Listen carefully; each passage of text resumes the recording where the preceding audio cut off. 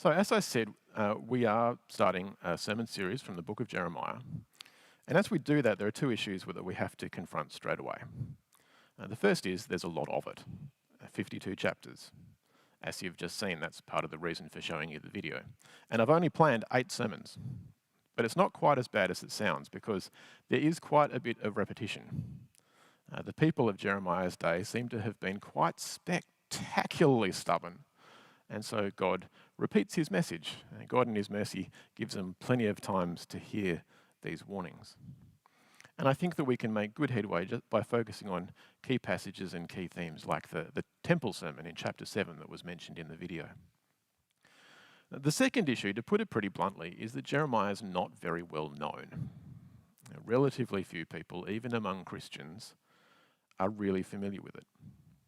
If I was to try a word association exercise like I did last week, then when I said Jeremiah, the first answer would have been bullfrog, or at least it would have been if my wife, I'm getting a thumbs up from the back there, if my wife Nick was here, that would have been her instinctive response. Jeremiah was a bullfrog. It's a song by Creedence Clearwater Revival. And that was the only thing that Nick knew about Jeremiah when she first came to study the book, although in fairness that was quite a while ago now. So what do we know? Well, if you know your books of the Bible, then you know that Jeremiah is the second of the big prophets in the Old Testament. So it's Isaiah, Jeremiah, Ezekiel.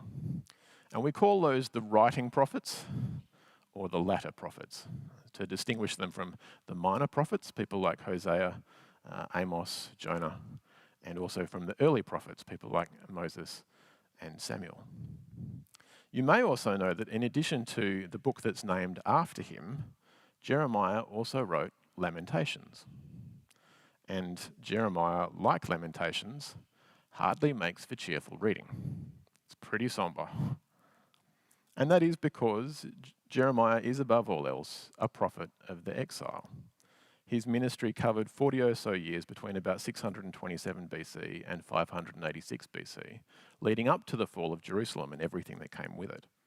It covers a few events after the fall as well, as we saw, but the focus is on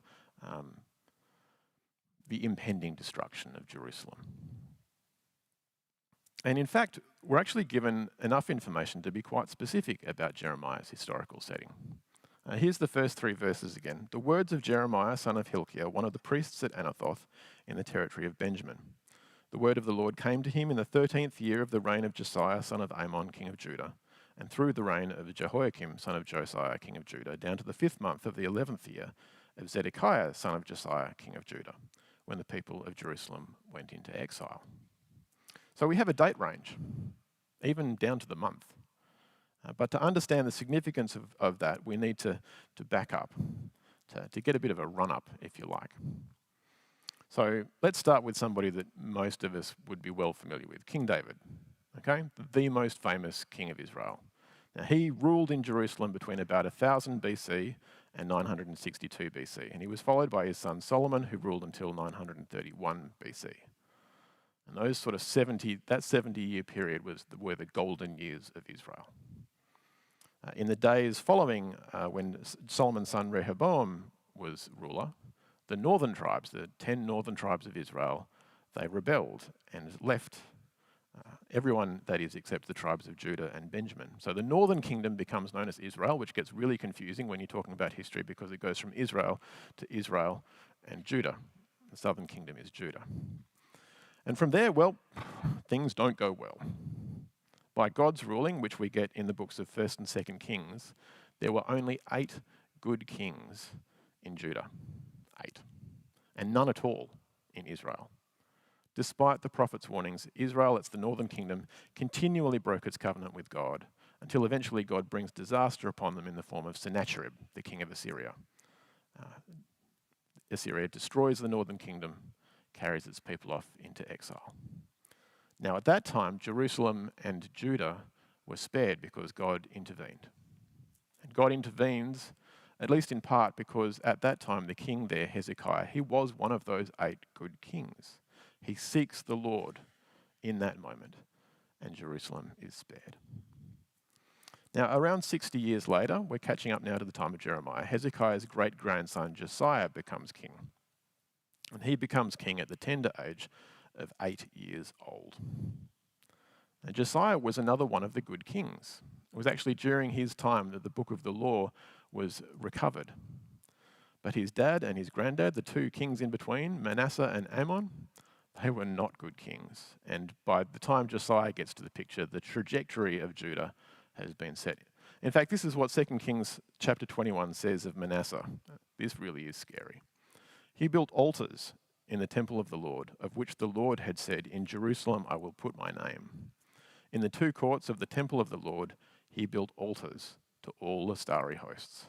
He sacrificed his own son in the fire, practiced divination, sought omens, and consulted mediums and spiritists. He did much evil in the eyes of the Lord, arousing his anger. The Lord said through his servants, the prophets, "Manasseh, king of Judah, has committed these detestable sins. He has done more evil than the Amorites who preceded him, and has led Judah into sin with his idols.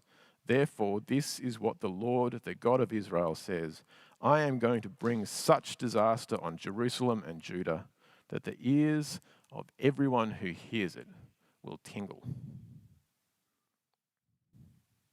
So that's what brings us to this point. And then in 627 BC, the 13th year of Josiah's reign, the word of the Lord comes to Jeremiah. And this is a significant moment because the following year, 626 BC, Babylon rebels against Assyria. And in 609 BC, Babylon defeats Assyria and becomes the regional superpower. Babylon is now top dog. And in response to the threat of that, Egypt invades Judah. Doesn't make much sense, right? Babylon's the power, but Egypt invades Judah, puts the person they want as king in place because they want Judah to be a buffer zone against Assyrian attack. But in 605 BC, Babylon defeats Egypt anyway. And then Babylon installs the person they want as king. Now, at this point, Judah's been defeated twice. It's paying tribute to foreign kings, first Egypt, now Babylon. But Jerusalem itself is largely untouched.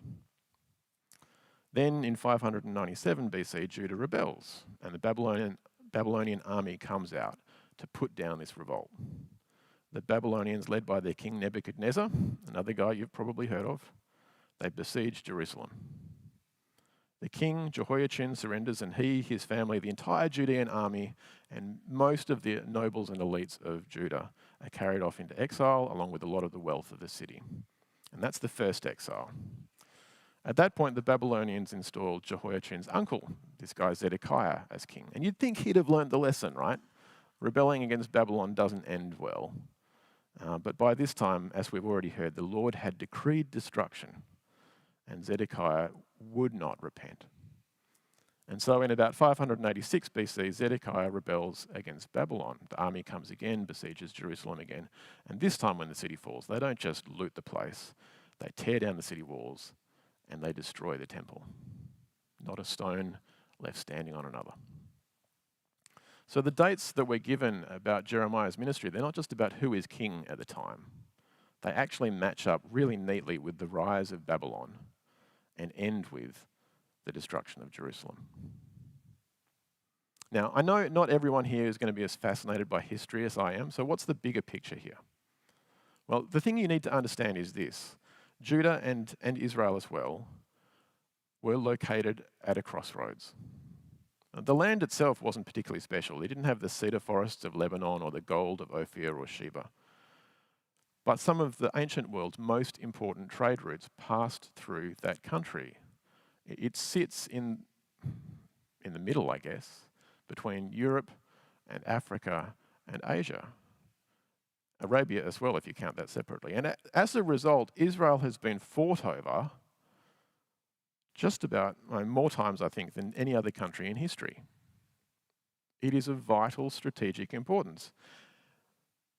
And I can't help but think that's deliberate.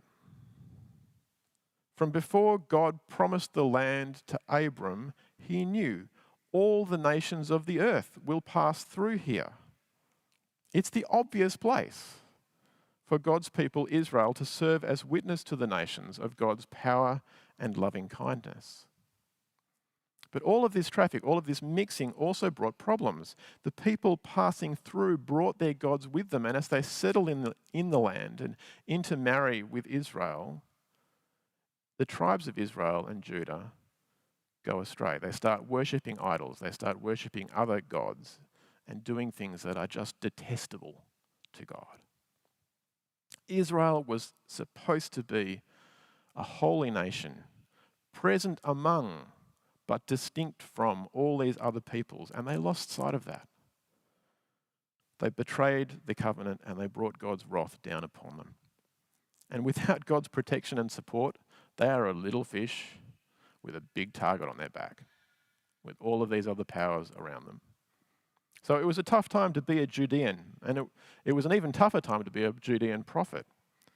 The people, and particularly the leaders of Judah, had hardened their hearts. The threat of invasion, rather than causing them to turn back to God, sent them scurrying for whatever other security they could find. They rejected Jeremiah over and over again. And we know from the biographical chapters in this book some of the hardships that Jeremiah had to face. He was imprisoned down a well during the siege and only rescued by the kindness of one official. And in his own writings, Jeremiah, he does not shy away from complaining to God. He tells God quite clearly, I don't want to be doing this. And it's in light of that context that I want to spend the rest of our time this morning looking at Jeremiah chapter 1, the passage we've heard, and particularly God's call to Jeremiah to serve him as prophet. Now, I need to be a bit careful about this because Jeremiah is a specific person in a specific culture at a specific point in time. Some of this is just about him. And also we need to remember that Jeremiah was called as a prophet, and not all of us will be called as a prophet. In fact, I think relatively few people are.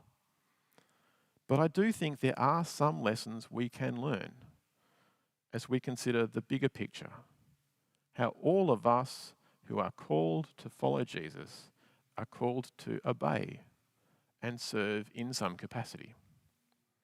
So with that in mind, let's come back to the passage and see what it teaches us, starting with verses 4 and 5. The word of the Lord came to me saying, before I formed you in the womb, I knew you. Before you were born, I set you apart. I appointed you as a prophet to the nations. And as a starting point, these verses really emphasize God's sovereignty and power, his foreknowledge and his election, his choice. Before Jeremiah was even conceived, formed in the womb, God knew him and appointed him as prophet. And notice also that he is appointed as prophet to the nations. It's the point that the video made earlier.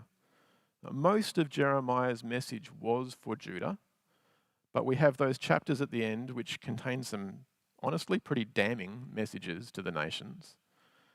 But more even than that, what was happening to Judah? What happened to Jerusalem in those days? That was intended as a message to the nations.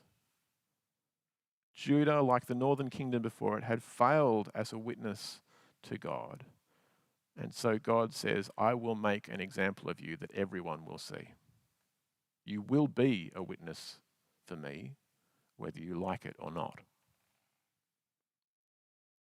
And faced with that choice, with that appointment from God, Jeremiah's first reaction is to try and get out of it. Alas, sovereign Lord, I do not know how to speak. I am too young.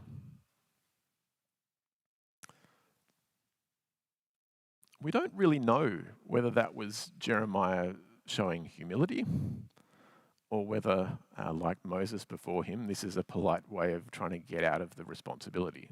He's resisting.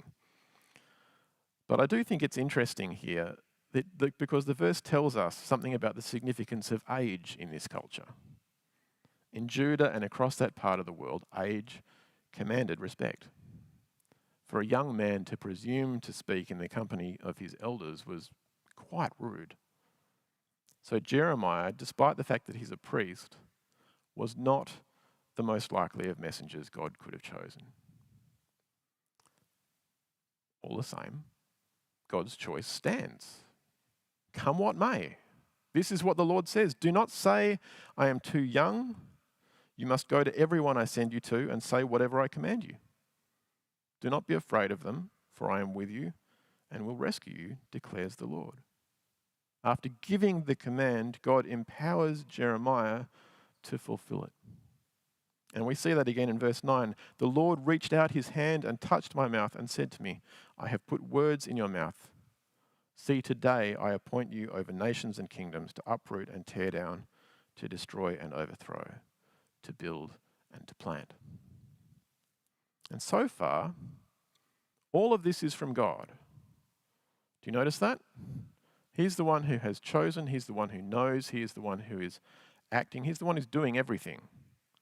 But then something interesting happens. The word of the Lord came to me. What do you see, Jeremiah? I see the branch of an almond tree, I replied.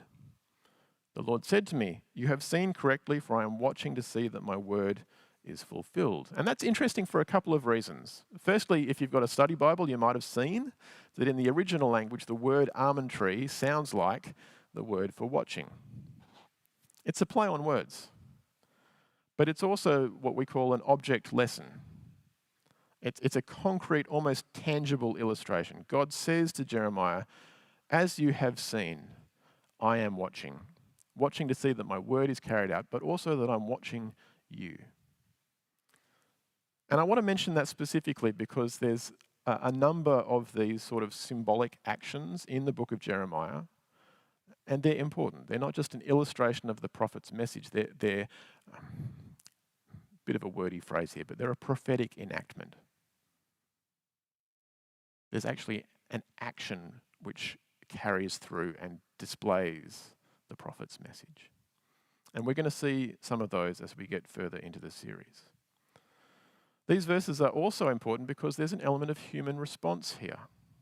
And God knows what Jeremiah has seen. He's the one who gave him the vision. So in that sense, God doesn't need to ask the question. But asking the question demands a response. And here Jeremiah has a choice. He may not like being appointed as a prophet, but will he faithfully report what God has shown him? This is the crucial moment. Now, okay, you might say, God's right there speaking with him. Surely he's not going to lie in God's face. Who would do that? You might even say that God, having known and appointed Jeremiah, knows exactly how Jeremiah is going to answer. This is all part of God's will. And those things are true. But despite that, there is a genuine choice here. Will Jeremiah obey, or will he try to resist God? Of course, having read the passage, we know he obeys, he answers correctly. And having answered correctly, God then discloses to Jeremiah the essence of his message to Judah. The word of the Lord came to me again. What do you see? I see a pot that is boiling, I answered. It is tilting toward us from the north. The Lord said to me, from the north disaster will be poured out on all who live in the land. I am about to summon all the peoples of the northern kingdoms, declares the Lord. Their kings will come and set up their thrones in the entrance of the gates of Jerusalem. They will come against all her surrounding walls and against all the towns of Judah. I will pronounce my judgments on my people because of their wickedness in forsaking me, in burning incense to other gods, and in worshipping what their hands have made. And really these verses summarize a lot of what Jeremiah has to say. If you go on and read those next 25 chapters, you'll see a lot of this type of message. Jerusalem will fall to Babylon. It is God's judgment on Judah's wickedness and idolatry. And finally, the chapter closes with God's command to Jeremiah, get yourself ready. Stand up and say to them whatever I command you. Do not be terrified by them, or I will terrify you before them. Today I have made you a fortified city, an iron pillar and a bronze wall to stand against the whole land, against the kings of Judah, its officials, its priests, and the people of the land. They will fight against you, but they will not overcome you, for I am with you and will rescue you, declares the Lord. Now, how would you feel about that? getting that word, that message? That sounds to me like a pretty tight spot. Don't be scared of them, or I will make you properly scared. But on the other hand, they will not overcome you. I am with you and will rescue you. And I like the last bit. The last bit sounds good. But this is not the kind of commission from God that I would particularly be after. So, what can we say about this? How much of this applies to us? Because we're not all called to be prophets. We're not. But we are all called to follow Jesus. And we should expect that call to lead us into some pretty uncomfortable places. Do you get that? You should expect the call to follow Jesus to lead you into some pretty uncomfortable places. Now, I suspect most of you know what I'm talking about. You've had these experiences. If you don't, well, I'm just going to take you to some verses quickly. You'll see what I mean. In John's Gospel, Jesus tells his disciples, if the world hates you, keep in mind that it hated me first. In this world, you will have trouble. But take heart, I have overcome the world. In 1 Peter chapter 2, the apostle writes, if you suffer for doing good and you endure it, this is commendable before God.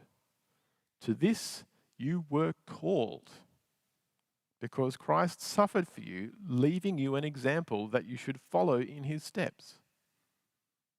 And I could go on. There are other examples I could give you.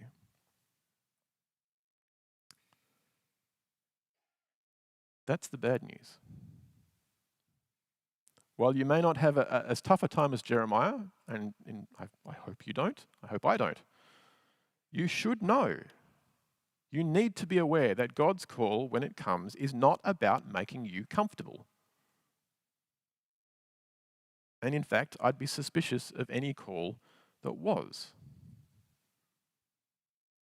A voice in my ear, I want you to do exactly what you already want to do.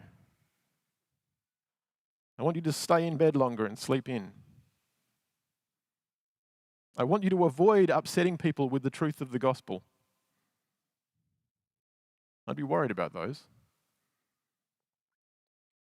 But here's the good news. Your call is not an accident. A true call from God is within his knowledge and will. It's his choice, his appointment for your life. And as the call comes from God, he will provide the power you need to carry it out. Now, that doesn't make you exempt from the challenges and the hardship, but it does mean that you can face them with confidence, as Jeremiah had to. And in that moment, faced with both the challenges ahead and God's promise, the most important thing is obedience. God asked Jeremiah to describe what he saw, and Jeremiah had a genuine choice to make, and he chose well. Obedience in the face of God's call is how we show our faith. It's how we show that we have enough trust to obey. The two have to go together. And so this is what we learn. Beyond the call of Jeremiah, beyond the call as a prophet, the call on every Christian to serve, and even the most fundamental call to follow Jesus, will bring with it challenges, but also the promise of God's provision and blessing. And in that moment, the most important thing, the most important, is the choice to obey. And in a sense, we're going to see that that is the theme running through the book of Jeremiah. Judah was already the remnant of Israel. It was in covenant relationship with God, but just barely. And called to come back to God, called to come back and be true to that covenant. Would they obey? And that leads me to my last point. I'm just going to close with this. I want to leave it for you to think about. Jeremiah, we're told, was made to be a fortified city, an iron pillar, and a bronze wall to stand against the whole land of Judah. Everyone. What would it take for us as Christians to stand as a pillar, a tower, a wall against a secular culture that more and more is hardening its heart against God. Something to think about. Let me pray. Heavenly Father, we thank you for this, your word. Lord, the book of Jeremiah is a daunting prospect. Not so much because of its length, although few of us have read all 52 chapters in a sitting, I'm sure, but because of the content. Because God's people in those days faced a truly terrible fate because of their disobedience. And yet in that, and I think in every age, you leave a word for us. In those days you spoke through the prophets. In these days you speak chiefly through your word and through Jesus Christ. To call your people to obedience. To call your people to trust you enough to stand with you and obey. Whatever circumstances we face, whatever you call us into. And Lord, that responsibility is ours for all who follow Christ. Strengthen us, I pray. As you gave the words to Jeremiah, give us also words to speak with our neighbours, our friends, our family, that we would not be silent, but would be willing to share graciously and with love the good news of Jesus Christ. And that we would be your witnesses to the nations if we can, but at least to the community around us, to the networks that we're in the course of our life, in work, in our hobbies and the things we like to do. Lord, help us to be a true light for Jesus.